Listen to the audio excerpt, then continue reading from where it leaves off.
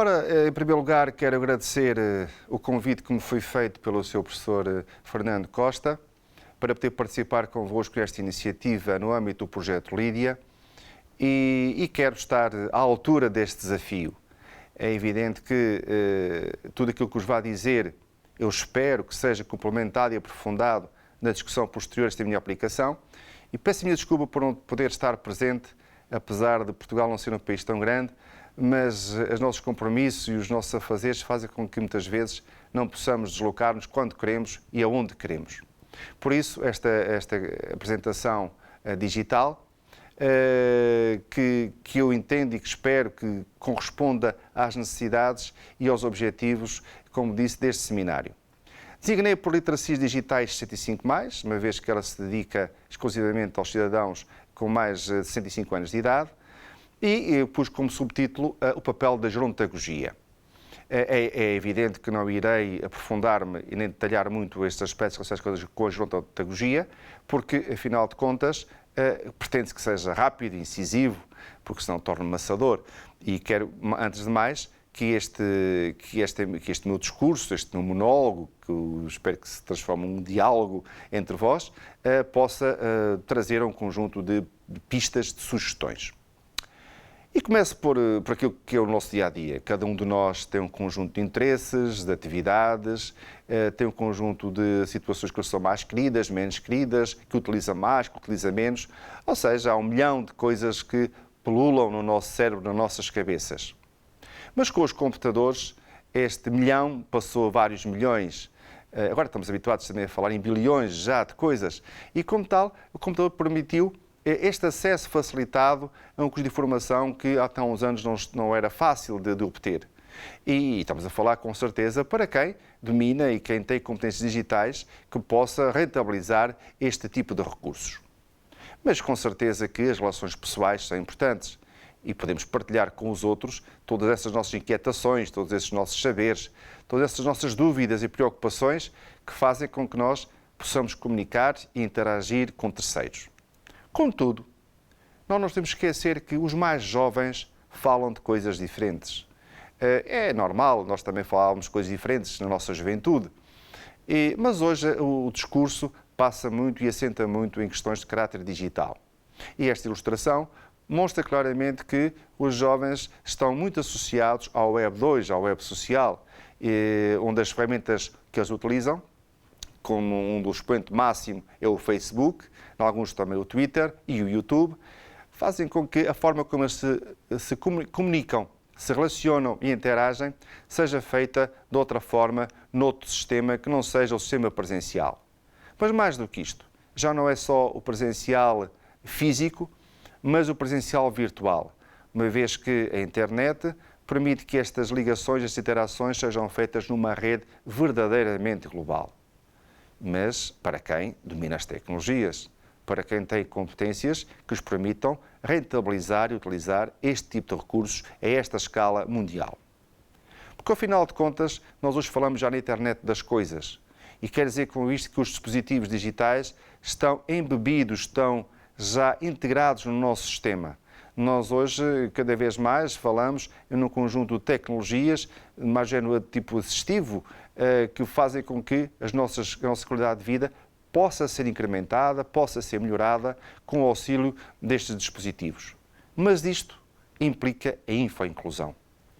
É evidente que quando nós, hoje em dia, tentamos ter uma relação com os outros e pretendemos ter com eles um conjunto de interações que se mantenham um nível atual, com certeza que falamos muitas vezes do género: olha, depois me envia-me um e-mail, ou depois envia-me SMS. Quer isto dizer que os dispositivos digitais mais básicos fazem parte do nosso vocabulário e fazem parte das nossas ações. Mas o problema agora é outro. E quem não está infoincluído? E quem não domina, quem não utiliza estas ferramentas digitais? Porque, quer queiramos, quer não, os computadores hoje têm um fácil acesso. Apesar de eu não ter interesses económicos nestas questões, nós todos sabemos que o preço é muito mais acessível. Para além disso, temos muitas zonas, muitos espaços, onde os computadores e outros equipamentos estão disponibilizados a custo zero. Porque não, já para não falar, por exemplo, na grande disseminação das redes wireless gratuitas em muitos espaços públicos e também comerciais. Mas quando nós usamos um conjunto de estudos feitos e damos conta da utilização do computador nas diferentes faixas etárias, o panorama não é muito animador. E verificamos claramente que, à medida que se avança na faixa etária, há um decréscimo acentuado de utilizadores das tecnologias. E aqui, com certeza, nós estamos no nosso foco deste nosso seminário, desta minha apresentação, a problemática relacionada com os cidadãos de 65 e mais anos de idade. Que fazer com eles? Este problema é um problema grave, no sentido de que estes cidadãos ficam excluídos de um conjunto de situações que são normais e são corriqueiras, desculpe-me esta expressão mais vulgar, para qualquer outro cidadão. E aqui pergunta-se então que tipo de educação gerontológica devemos fazer para estes cidadãos 65 mais. Há diversas perspectivas e onde assenta aqui a tal gerontagogia. E, por exemplo, para Barros de Oliveira podemos falar numa dimensão que seja uma educação cognitiva, ou seja, trabalhar com os nossos cidadãos mais idosos numa perspectiva de aprofundar os seus conhecimentos. Por outro lado, podemos apostar numa educação que assente na pessoa, no indivíduo em si próprio, mas também pode ter outra preocupação, uma preocupação que vá para o nível social, de forma a minimizar problemas que estejam relacionados com a solidão e com o isolamento, que também é característico desta população, ou desta faixa de população, melhor dizendo. Ou então, por que não, trabalharmos numa educação para a saúde, porque, devido às condições normais do envelhecimento, há toda uma degradação fisiológica que faz com que haja problemas a este nível. E há uma outra, não menos pouco agradável, mas que, se calhar, é necessário também preparar um pouco para o final da vida. E este autor também fala na chamada educação tanatológica, no sentido de encarar o final de vida ou o final de um período de vida como algo normal e saber vivenciá-lo da melhor forma possível. E chegamos então a uma noção de gerontagogia. Para Lemieux e Martinez, nós temos de falar que é uma espécie de uma ciência híbrida. Não nos temos de esquecer de uma coisa. Quando nós falamos numa sala de aula para alunos que estejam no ensino superior, uma licenciatura, em que a sua faixa etária corresponde um pouco àquilo que se diga por normal, entre a casa dos 19 a 20 anos, 23 anos, no caso dos cidadãos mais idosos, surge um problema social, porque este é o grupo social mais heterogéneo que existe. Por várias razões, mas fundamentalmente por toda uma experiência de vida que está por detrás e que faz com que eles tenham interesses e tenham tido vivências diferentes de todos os outros. E por isso mesmo, a gerontagogia aparece aqui como uma ciência híbrida, como algo que terá que ser capaz de ser flexível de responder a diversos desafios e diversas formas de apresentação. Por isso é que aqui o gerontagogo, como diz Zolotov, o professor, o formador, deve ser alguém que não tem tanta preocupação em transmitir conhecimentos, em transmitir conteúdos, mas que seja capaz de ser um transformador no sentido de que cada um toma as suas decisões, as suas iniciativas. Portanto, aquilo que muitas vezes se fala para o caso dos adolescentes e também para o caso das crianças, do próprio construtivismo, ele aqui tem toda a sua expressão máxima, porque o ensino, a formação, tem que estar centrada forçosamente neste nosso aluno, um aluno especial, com características especiais, aquele aluno que tem 65 ou mais anos de idade. E por isso, aquilo que diz o Whitnall é que toda esta formação que é feita para estes indivíduos deve ser sempre ter em consideração o seu aspecto vital, ou seja, o seu projeto de vida e fazer com que eles sejam capazes de criar novos objetivos, novos desafios, para que se sintam ativos e, mais do que isso, que se sintam úteis, porque eles têm toda uma bagagem, têm todo um manancial de informação acumulada que lhes permite, com certeza, fazer-nos ver as coisas de outra forma. Não da forma correta, ou pode também ser correta, mas pelo menos de uma outra perspectiva, uma perspectiva diferente. E Jacob também fala um pouco na perspectiva desta formação atingir um fim social.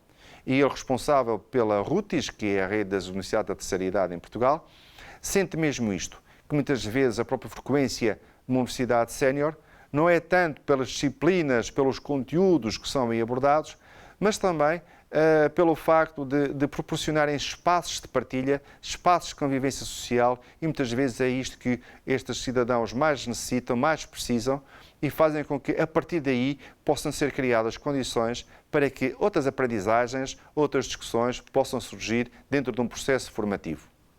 E Both diz uma coisa que é fundamental. Nós sabemos, mas quem trabalhar com idosos, quem tiver a experiência de uma universidade da terceira idade, sabe que isto é mesmo verdade.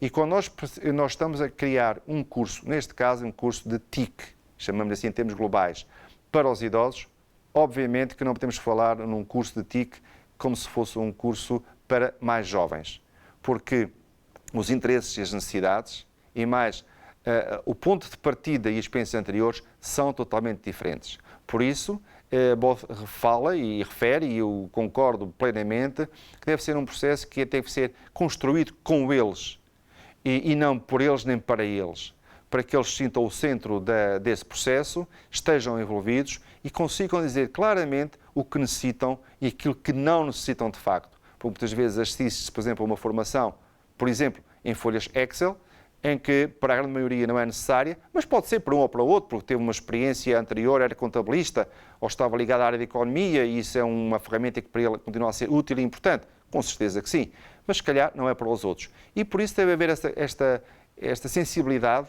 por parte dos formadores para que se adequem e tenham atenção a estas verdadeiras necessidades. E quando falamos no século XXI, se calhar, eu aqui peço desculpa para a minha ousadia chamar-lhe o século da cidadania digital, ou pelo menos pretende que seja o século da cidadania digital. E Dias fala muito nisto, não é? O caso da internet está cada vez mais acessível, as redes wireless, os smartphones, os tablets, tudo isto faz com que as pessoas estejam com uma facilidade enorme, estejam a um passo tão curto das tecnologias que fazem com que elas estejam incluídas nas suas rotinas, quer queiram, quer não. E por isso, para além disso, esta utilização não é só uma utilização pessoal, mas uma utilização que visa a inclusão. Isto reporta ao caso anterior, a situação anterior que eu já referenciei, o facto da info-inclusão e de info-exclusão, que no caso dos cidadãos 65+, é nitidamente e notoriamente um caso de info-exclusão. E isto contradiz-se um pouco com os nativos digitais, de que Mark Prensky fez alusão.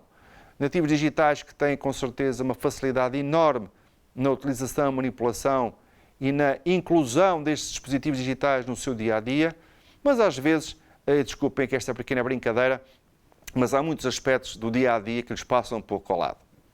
Nós sabemos que eles são ótimos nas redes sociais, são ótimos na leitura e, na forma como eles descarregam ficheiros de filmes, de músicas no YouTube.